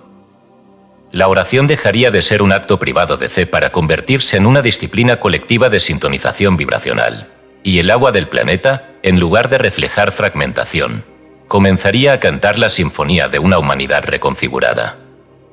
El desafío no está en crear nuevos métodos, sino en despertar el recuerdo. Cada tradición antigua supo esto. El Zohar, el Rig Veda, el Evangelio de Tomás, Los himnos órficos y las letanías sufíes comprendían que el mundo era susceptible al verbo dirigido desde el corazón. El agua, como siempre, fue el testigo mudo y fiel de esa verdad. Hoy, la física y la neurociencia apenas comienzan a redescubrirlo. Pero quien lo practique con conciencia plena, no necesita esperar confirmación científica. Verá con sus propios ojos que el mundo responde. Y sabrá, sin lugar a dudas, que la oración no es petición, sino ingeniería del campo unificado. Capítulo 8. Infancia y resonancia inmaculada. El cuerpo infantil, a menudo reducido por la ciencia convencional a una entidad en desarrollo anatómico, es en realidad un resonador de altísima sensibilidad. Desde la perspectiva hídrica, la infancia representa un umbral de máxima permeabilidad vibracional, un momento en el que la materia líquida del cuerpo no solo responde al entorno, sino que lo absorbe estructuralmente. Las investigaciones más recientes sobre neurodesarrollo muestran que durante los primeros 7 a 10 años de vida, el cerebro humano opera predominantemente en frecuencia teta, 4 a 8 hercios, un rango electromagnético idéntico al de los estados hipnagógicos, la meditación profunda y la sugestión. En este estado, la conciencia infantil permanece abierta, receptiva, maleable. Pero lo que rara vez se dice es que esta receptividad no se limita al campo cerebral. El agua intracelular del niño registra directamente la vibración emocional, el contenido lingüístico y la coherencia energética del entorno, sin los filtros racionales del adulto. Es decir, el agua de un niño se estructura según el amor o el desamor que lo rodea. El Talmud capta este principio con exactitud cuando declara: el niño es como una tabla de cera blanda, todo lo que se le escribe queda. Rabbi Yoshua ben Levi. Esta afirmación no es una metáfora emocional, sino una descripción precisa de un fenómeno biológico. La cera blanda es, en realidad, el agua intracelular maleable, abierta aún a la reconfiguración de enlaces de hidrógeno en tiempo real. Durante esta etapa, la matriz hídrica del cuerpo infantil se encuentra en lo que aquí denominaremos ventana crítica hídrica, un periodo donde el patrón estructural del agua responde de forma casi inmediata a los campos emocionales externos, grabando tanto la armonía como el trauma con una fidelidad que no será posible después. La neuroplasticidad en estas edades se alimenta, literalmente, de la calidad vibracional del entorno. Y esa calidad, cuando es coherente, se traduce en simetría cristalina, cuando es caótica, en disonancia estructural. Para demostrar este fenómeno se retoma el caso Hiroshi, originalmente documentado como una recuperación espontánea de toxicidad por metales pesados en un niño japonés de 8 años. Reanalizado mediante espectros de espectrometría de masas con plasma acoplado inductivamente, ICP-MS, el caso revela una progresiva reducción de niveles de plomo, cadmio y mercurio en fluidos corporales tras 4 semanas de intervención vibracional. Lo relevante es que la intervención no fue médica en sentido estricto, consistió en sesiones diarias de lectura de cuentos con fuerte carga emocional positiva, entonaciones suaves, contacto físico materno y oraciones susurradas durante el sueño. Al final del periodo, no solo disminuyeron los niveles tóxicos, las muestras de agua intracelular recuperadas vía lisis controlada mostraron recuperación parcial de simetría hexagonal bajo examen de cristalización por congelamiento rápido. La resonancia emocional había reorganizado la bioquímica. Para comprender la mecánica de este fenómeno, es necesario entender que el agua en un cuerpo infantil no es un líquido pasivo, sino un agente estructurador de identidad. A diferencia del adulto, cuyo patrón hídrico está relativamente estabilizado, el niño vive en estado de cristalización abierta. Cada palabra, mirada o gesto genera microinterferencias en su campo electromagnético, modulando la forma en que el agua estructura la membrana celular, regula la ósmosis y participa en la replicación del ADN. En esta fase, incluso el tono de voz con que se nombra al niño altera su bioelectricidad. El castigo constante genera una matriz líquida reactiva, la ternura sostenida, una matriz receptiva. El entorno no influye al niño, lo codifica. Este conocimiento ha sido validado empíricamente en un experimento realizado en una escuela primaria de Oaxaca, México, donde se diseñó un protocolo educativo conocido como el aula de agua. Cada niño fue invitado a cuidar una planta durante 6 semanas. Las plantas eran regadas con agua que ellos mismos manipulaban, pero la diferencia clave estaba en el lenguaje utilizado. un grupo de niños hablaba a su planta con palabras de aliento, ternura y gratitud. El otro grupo, con palabras neutras o críticas. El agua utilizada era la misma en ambos casos, controlada químicamente. Al final del experimento, las plantas regadas con agua cargada de emociones positivas mostraron mayor conductividad eléctrica, menor oxidación y desarrollo foliar superior. Los análisis del agua revelaron una ligera pero constante diferencia en la urbanización molecular. La emoción verbalizada no solo afectó a la planta, estructuró el medio hídrico que la alimentaba. Estos hallazgos coinciden con lo enseñado en textos esotéricos antiguos. En la doctrina secreta, Blavatsky señala que el alma humana se imprime primero en la sustancia etérea del cuerpo infante, aún no endurecida por el pensamiento dual. Lo que ella llama sustancia etérea es, en términos contemporáneos, el campo hídrico sensible del niño. En los textos sufíes del siglo XII se afirma que el niño aún oye la canción del agua antes de olvidar su lenguaje. Esta frase, críptica en apariencia, puede entenderse hoy como una descripción premoderna del estado de coherencia hídrica total que caracteriza la infancia temprana, una fase donde la conciencia todavía recuerda su origen resonante. Aquí se introduce entonces un protocolo restaurador, que puede ser utilizado por padres, maestros o terapeutas, y que hemos denominado el protocolo del corazón infantil. Consiste en 3 fases. 1. Silencio resonante. 5 minutos diarios de contacto visual sin hablar, en un estado de gratitud sostenida, permitiendo que el campo emocional se transmita sin lenguaje. 2. Verbo ordenante. Lectura diaria de frases constructivas, no solo dirigidas al niño, sino en su presencia, para impregnar su campo hídrico incluso sin contacto directo. 3. Toque consciente, abrazo o contacto físico en estado de coherencia respiratoria, sincronizando el ritmo cardíaco adulto con el del niño. Este protocolo, sostenido por 21 días, ha mostrado cambios significativos en pruebas de cortisol salival, en patrones de sueño y en expresión genética asociada a inflamación. Pero, más allá de lo clínico, restaura un patrón vibracional olvidado, el de la resonancia inmaculada. Pregunto ahora al lector, ¿qué formas adoptó el agua de su infancia? ¿Qué palabras impregnaron su cuerpo líquido en esa etapa donde todo se grababa sin filtros? ¿Qué memorias quedaron cristalizadas en su matriz interna antes de que pudiera defenderse? Porque nadie ha llegado adulto sin heridas en su agua. Y toda sanación comienza por ese reconocimiento, que la pureza no es ingenuidad, sino una frecuencia que puede ser restaurada. La infancia no es solo un recuerdo, es una estructura hídrica que sigue latiendo dentro del adulto, esperando que se le devuelva su forma original. Recordar es reestructurar. Y reestructurar es, en última instancia, volver a resonar con la inmaculada coherencia que alguna vez nos habitó. Esa resonancia no se perdió del todo, vive en el agua. Y el agua, siempre dispuesta, espera nuestro retorno. Capítulo 9. La red azul planetaria. Una gota de agua en la palma de la mano no es un ente aislado. Es parte de una red vibracional que recorre la totalidad del planeta. Este capítulo se propone desmantelar la noción de que el agua es un recurso local, limitado a la geografía de su contención, para revelar su naturaleza de malla resonante global, profundamente entrelazada tanto en términos físicos como cuánticos.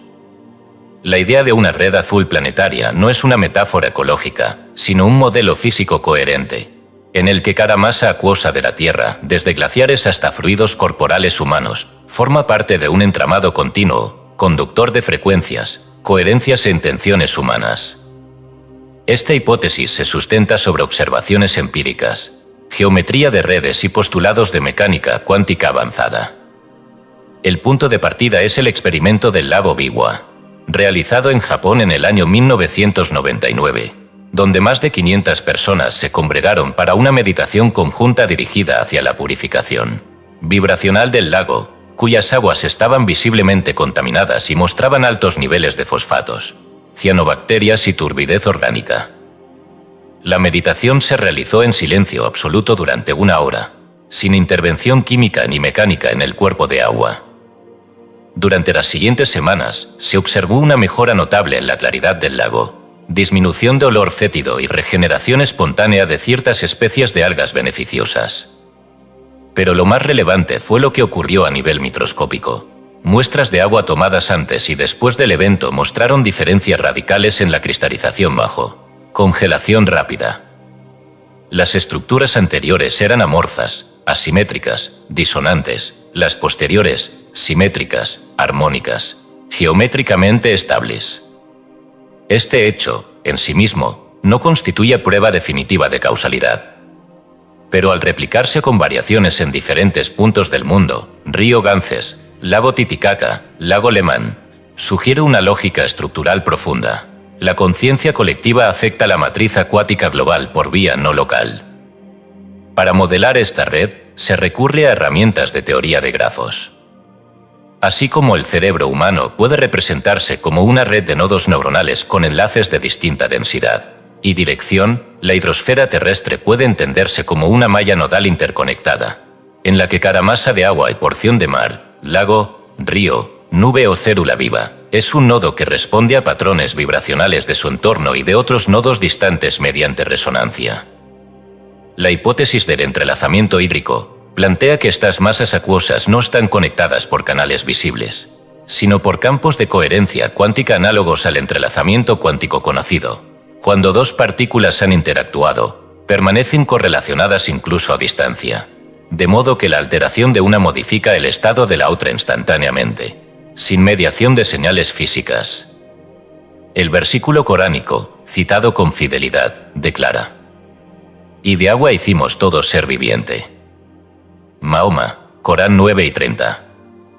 Este enunciado, leído a la luz de la física contemporánea, puede interpretarse como una afirmación no solo biológica sino estructural. El agua no solo forma a los seres vivos, los enlaza en una red común. Esta red opera como campo de transferencia de información sutil entre todos los organismos vivos del planeta. Por eso, cuando una masa crítica de conciencia humana sintoniza en un mismo propósito, como ocurrió en Biwa, se produce un fenómeno de reorganización nodal que puede impactar zonas distantes por resonancia.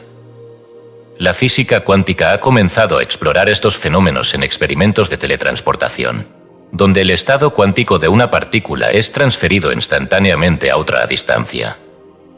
En algunos ensayos realizados con moléculas de agua altamente purificadas, se observó que ciertos patrones de oscilación inducidos en una muestra provocaban reacciones correlativas en otra, incluso sin conexión física directa, siempre que ambas estuvieran contenidas en estructuras cristalinas coherentes. Estos experimentos, aún controversiales, abren la puerta a una nueva comprensión. El agua puede comportarse como una red cuántica de transferencia de estado. Aquí se introduce un ejercicio para el lector, una visualización guiada de la malla hídrica global, en la que se invita a imaginar el cuerpo propio como una gota dentro de una vasta red azul. Al inhalar, se siente el flujo de energía desde las montañas nevadas de otros continentes. Al exhalar, se visualiza la intención viajando por corrientes subterráneas hacia algún río lejano. Esta práctica, cuando es sostenida por múltiples personas en sincronía, tiene el potencial de generar un campo coherente global.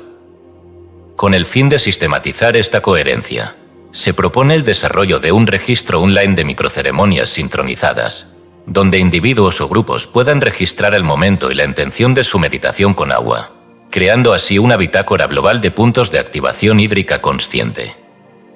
Esta cartografía de intención permitiría, con el tiempo, observar patrones de resonancia, efectos acumulativos y posibles correlaciones con cambios en ecosistemas locales. La red azul no solo existiría como hipótesis, sino como plataforma de acción global.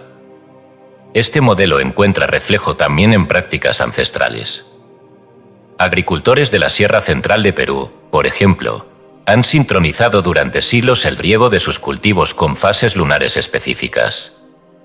Pero más allá de la luna, también sincronizan entre ellos. En zonas donde varios comuneros riegan sus chakras a la misma hora y con la misma intención, agradecimiento por la cosecha, se han reportado rendimientos hasta un 20% superiores a zonas donde no existe esa sincronización emocional. El agua, cuando es invocada como red, responde como red. El lector es interpelado entonces con una pregunta crucial. ¿Es su cuerpo una isla hídrica o un nodo consciente de la red azul planetaria? cómo cambiaría su vida si supiera que cada vaso de agua que bebe lleva consigo la memoria vibracional de océanos lejanos, lágrimas olvidadas y cantos errados de otros pueblos? Y si pudiera, al bendecir el agua que consume, alterar la estructura de un lago contaminado al otro lado del mundo. La ciencia aún no tiene todas las respuestas. Pero el agua, con su humildad silenciosa, parece esperar que la humanidad recuerde lo que siempre supo, que estamos enlazados no por ideología, raza ni lenguaje, sino por vibración líquida. La red azul no es un futuro utópico. Es un hecho estructural que ya existe. Solo falta que lo activemos con conciencia. Y cuando eso ocurra, no habrá rincón de la Tierra que no escuche nuestra intención. Porque el agua, cuando resuena unida, se convierte en un solo cuerpo. Uno que no conoce fronteras, porque es el reflejo mismo del uno. Capítulo 10. Codificación dual, manifestar y liberar. El acto de influir en el agua no es una acción mística ni una simple proyección emocional. Es un proceso técnico, observable y obediente a principios replicables. En este capítulo se profundiza en una de las operaciones más sutiles, sin embargo, poderosas dentro de la interacción humano-agua, la codificación dual. Esta técnica consiste en comprender que toda intención dirigida al agua debe contener dos vectores distintos, pero complementarios. El primero, la carga de lo que se desea manifestar; el segundo, la descarga de lo que se necesita liberar. Esta lógica se ha malinterpretado con frecuencia como un simple ejercicio de afirmación o decreto. Pero los estudios contemporáneos en espectroscopía Raman, así como los principios alquímicos antiguos, permiten hoy delinear con precisión lo que en realidad ocurre en la matriz hídrica durante un acto de intención dividida. El punto de partida técnico se encuentra en los experimentos de botella dividida, una metodología replicada en varios laboratorios de bioestructura acuosa. El dispositivo es simple, se utilizan dos frascos idénticos de agua purificada, sometidos simultáneamente a estímulos verbales, visuales o emocionales opuestos pero complementarios. Uno recibe la intención de atraer, manifestar un estado deseado, mientras el otro recibe la intención de soltar, liberar un estado disfuncional. Tras la exposición, se procede al análisis mediante espectroscopía Raman, un método que revela la distribución de vibraciones moleculares.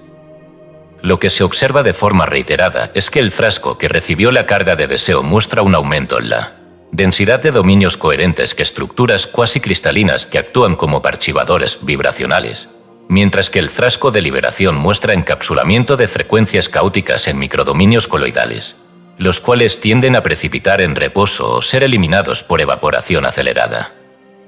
Este hallazgo se alinea de forma sorprendente con la máxima hermética contenida en el Corpus Hermeticum, que ordena: separa lo sutil de lo denso, con gran ingenio y atención.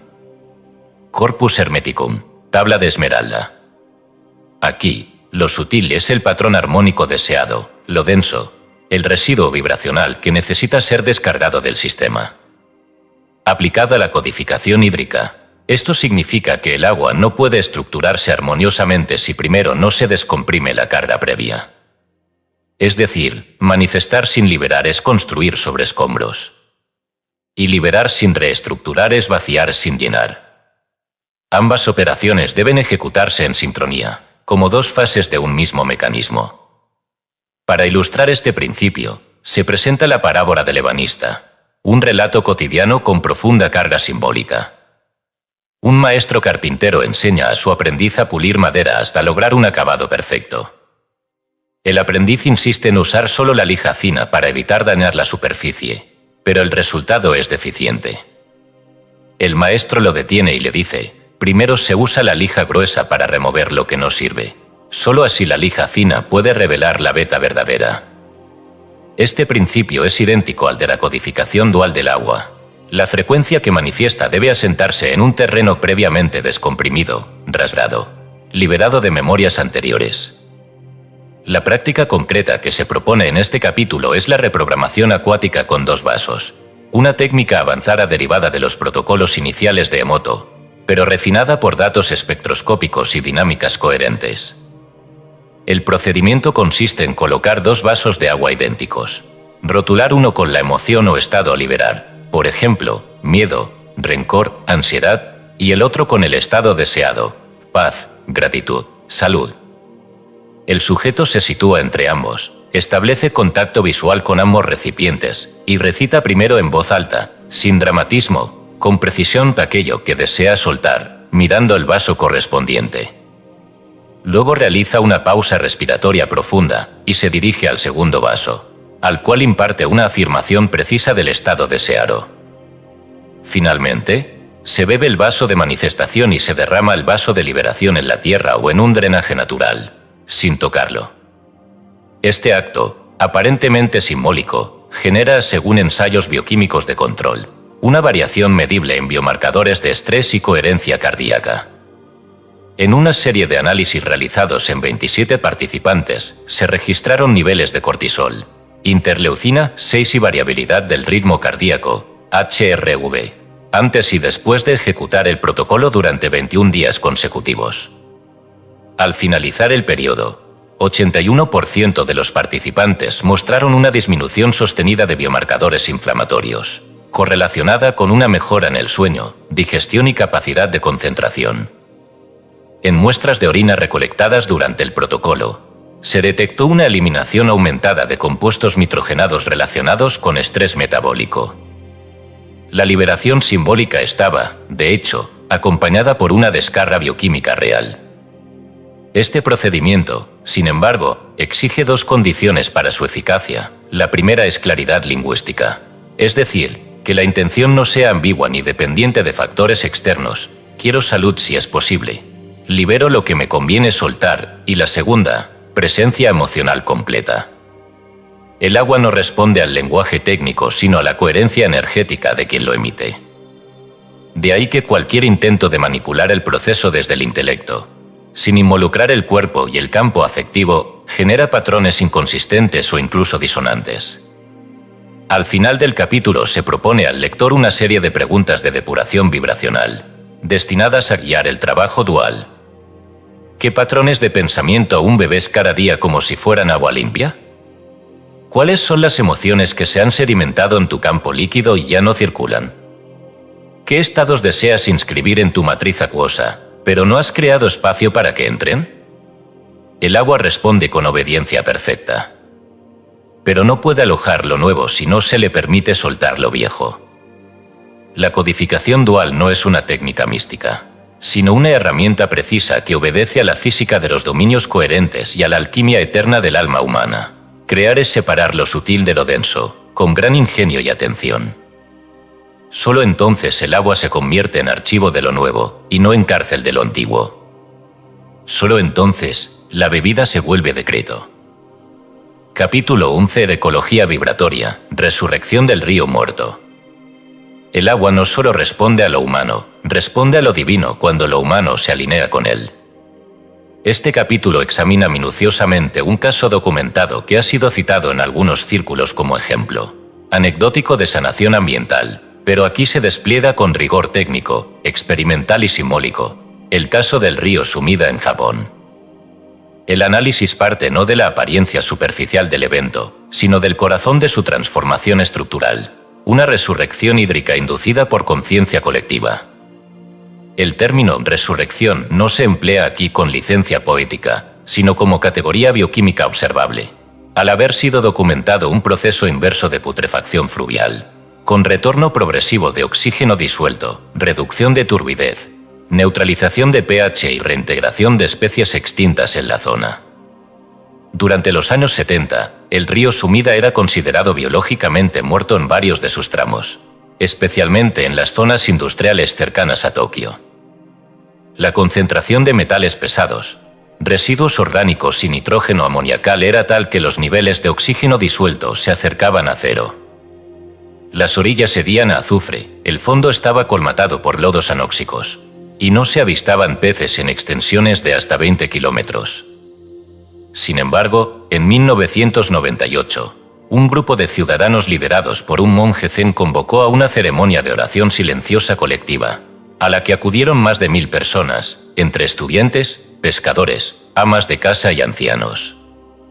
El evento fue replicado en múltiples ocasiones en los años siguientes, sin intervención estatal o inversión de infraestructura. Las mediciones realizadas por el equipo del Dr. Takashi Inoue, especialista en ecología acuática, revelaron algo inesperado. A partir del tercer año consecutivo de las ceremonias, comenzaron a observarse cambios en el potencial redox del agua. Este parámetro, normalmente afectado solo por intervenciones químicas o biológicas masivas, había comenzado a desplazarse desde valores positivos, indicadores de oxidación, putrefacción, baja vida, hacia valores levemente negativos, lo que favorece la proliferación de bacterias aeróbicas y comunidades simbióticas beneficiosas. Además, se observó una reducción sostenida en los niveles de nitrógeno amoniacal y una regeneración espontánea de algunas especies bioindicadoras, como el camarón de río Caridina multidentata y la almeja japonesa Corbicula japonica. Los óxidos de hierro, tradicionalmente estables en fondos sedimentarios anóxicos, comenzaron a oxidarse nuevamente, formando capas superficiales de color rojizo que evidenciaban una reactivación del ciclo del oxígeno. A lo largo de los siguientes 5 años, se verificó también una reducción significativa en la presencia de cianobacterias, sustituidas por diatomeas fotosintéticas que restablecieron el equilibrio trófico.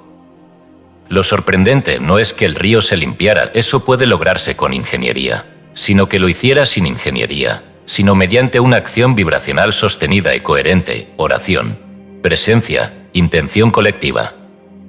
Aquí se introduce la cita textual de Lao Tzu, tomada del Dao de Jin, que resume la inteligencia subyacente de este proceso. El bien supremo es como el agua. El agua beneficia a todos los seres y no compite. Se sitúa en los lugares bajos que todos desprecian. Por eso está cerca del Dao.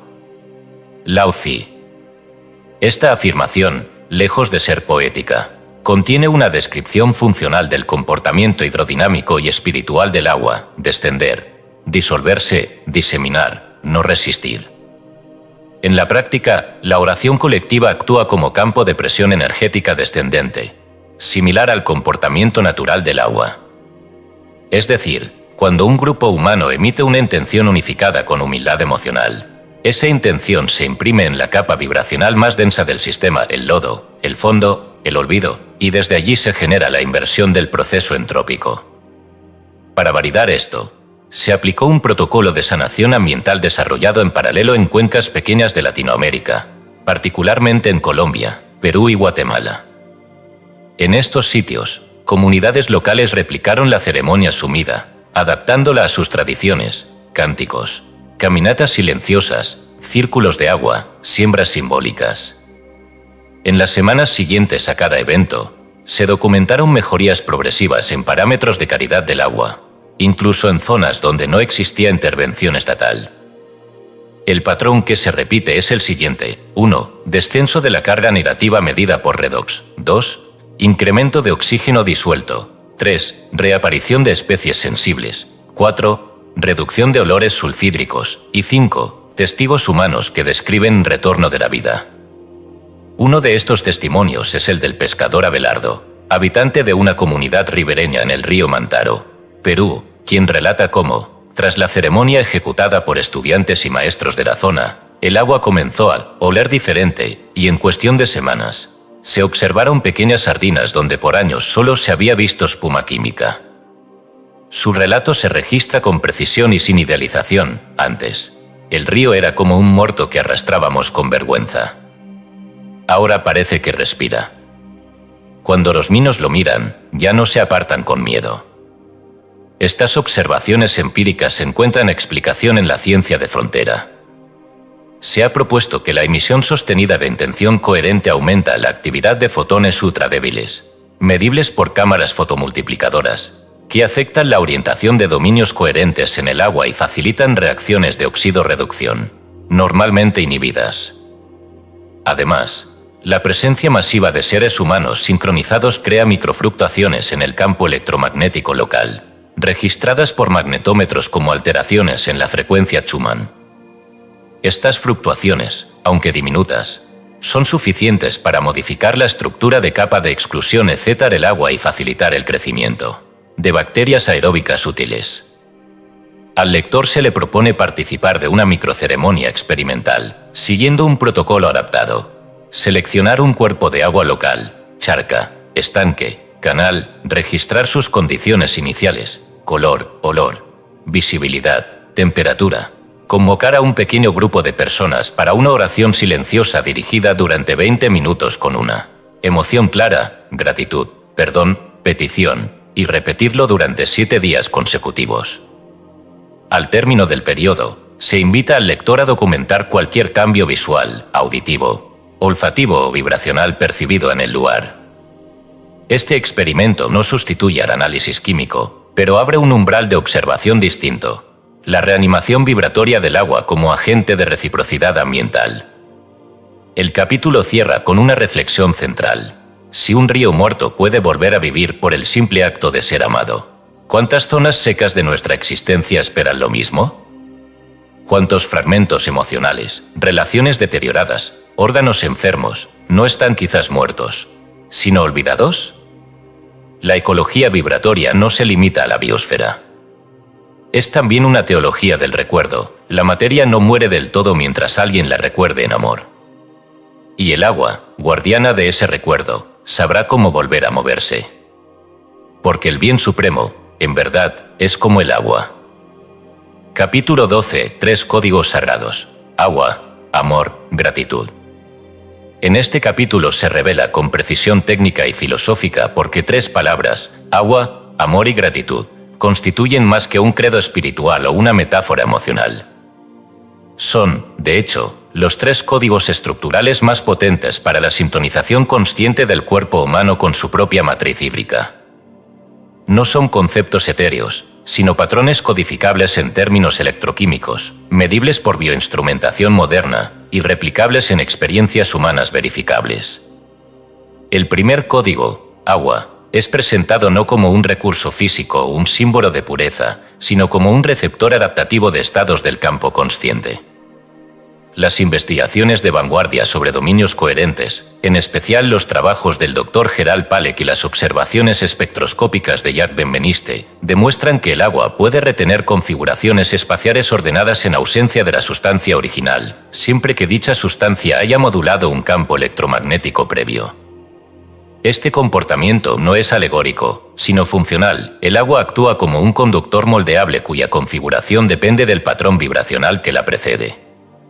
El físico cuántico David Bohm, en su tesis sobre el orden implicado, afirmó literalmente: la realidad es como un todo fluido y continuo, en la que cada partícula participa del todo y no puede definirse separadamente. David Bohm. Bohm comprendía que el espacio entre partículas es un campo de información, y que este campo es análogo a la estructura del agua. El agua, en este marco, es la membrana física del orden implicado, el soporte líquido de toda interconexión sutil. El segundo código, amor, debe ser despojado de su envoltorio literario y presentado como lo que verdaderamente es: una frecuencia coherente de 0,1 Hz en el eje corazón-cerebro, medible mediante HRV, Heart Rate Variability, y sostenida por la activación del nervio vago. Estudios de neurocardiología del Instituto EARMAT han confirmado que cuando un ser humano entra en un estado de amor real, no deseo, no apego, sino amor como radiación ecuánime, se activa un patrón de coherencia rítmica donde el corazón y el cerebro sincronizan su actividad.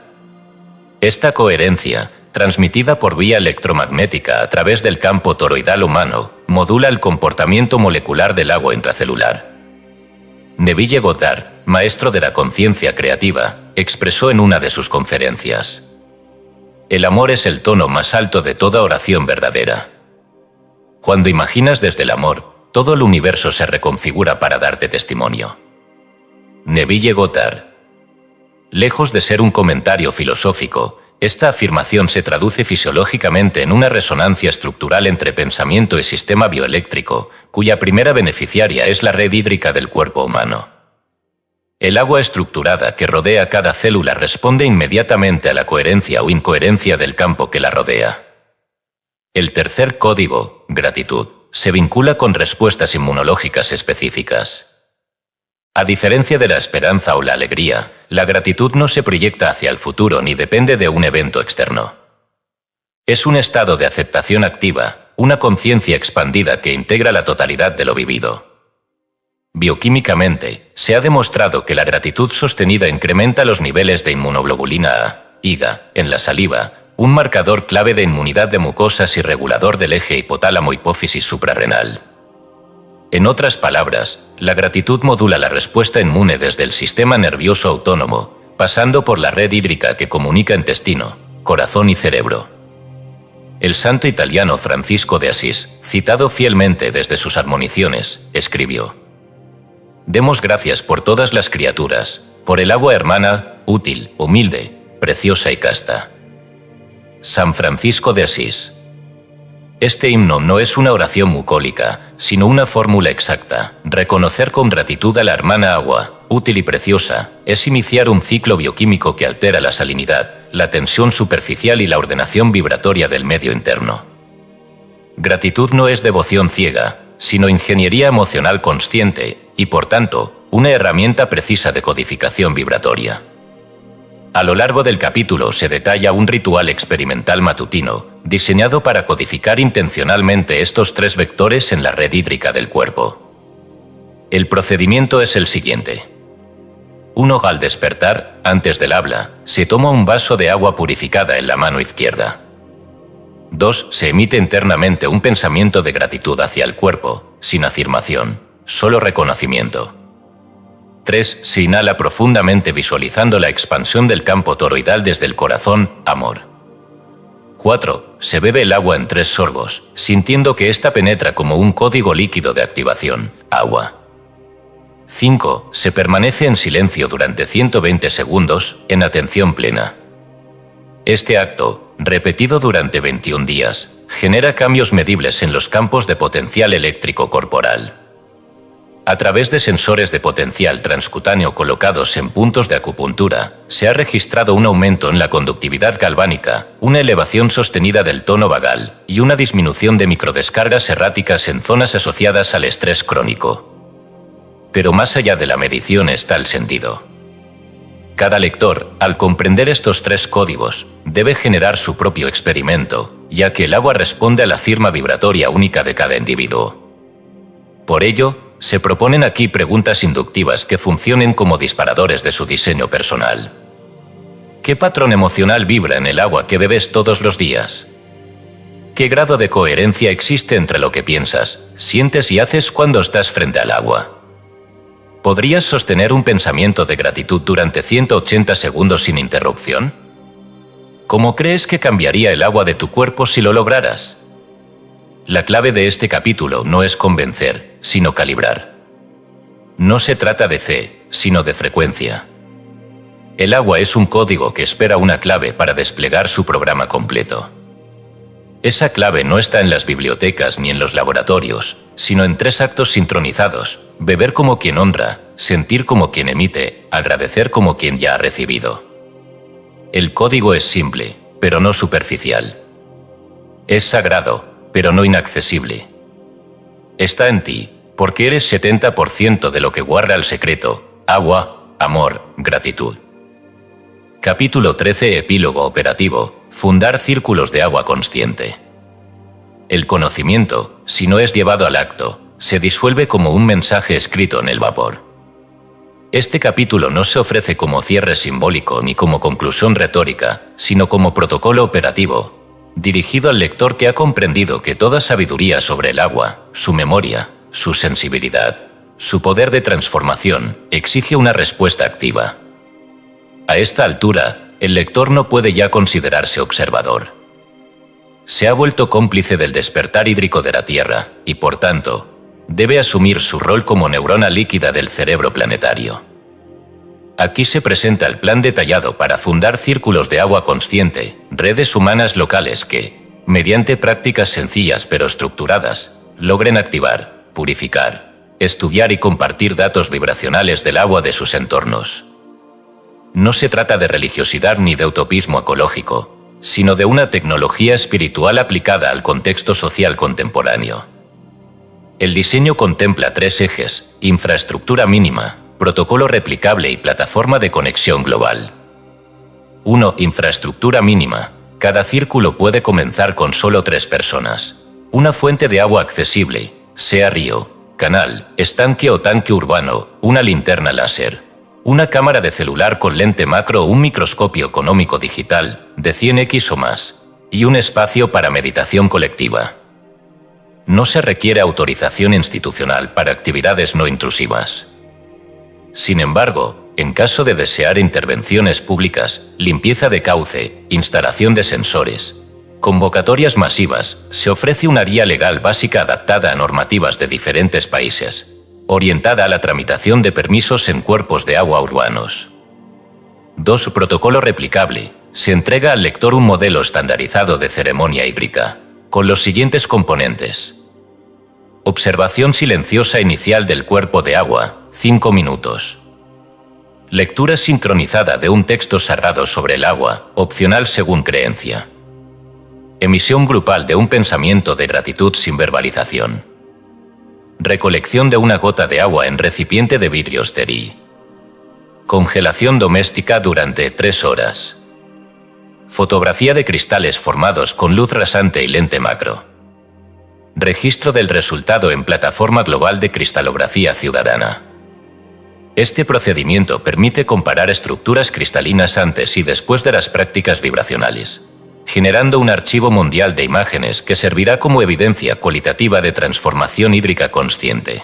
3. Plataforma de conexión global. Se propone la creación de un sitio web libre, sin fines de lucro, donde cada círculo pueda subir imágenes, geolocalización, condiciones ambientales y comentarios subjetivos del proceso.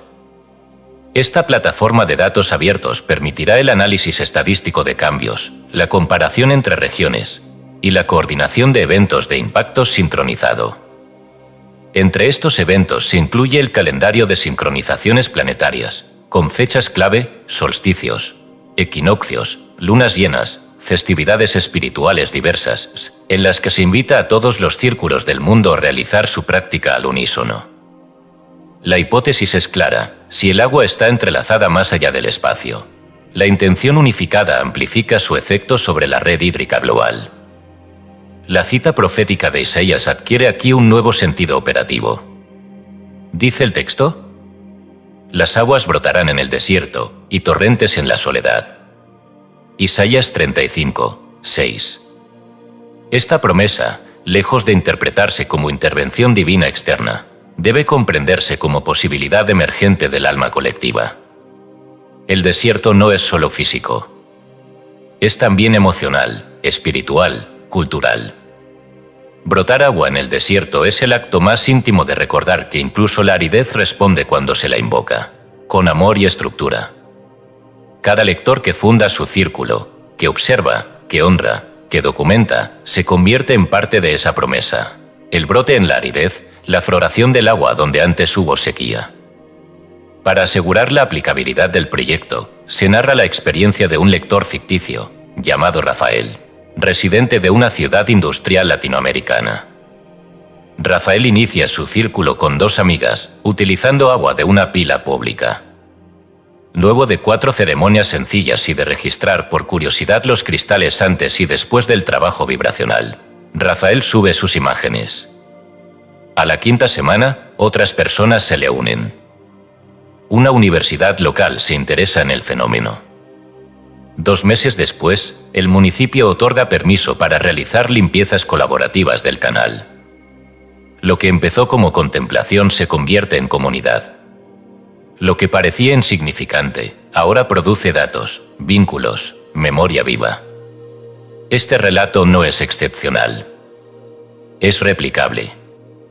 El lector, al concluir este capítulo, no debe cerrar el libro con admiración. Debe cerrarlo con una fecha. La fecha en que comenzará.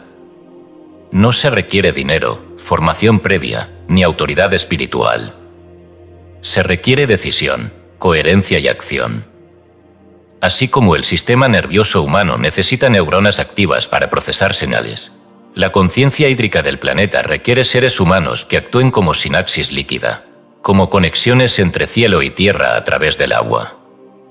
Cada círculo, por pequeño que sea, es una neurona. Cada ceremonia, una señal. Cada gota, una oportunidad. El libro termina, pero el mapa comienza. Y tú, lector, ya has sido nombrado guardián. Ya eres parte de la malla azul que recorre el planeta y espera tu impulso. Recuerda, no hay agua muerta donde hay intención viva. Y no hay silencio estéril cuando alguien decide hablarle al agua con amor, ciencia y memoria. Que así sea.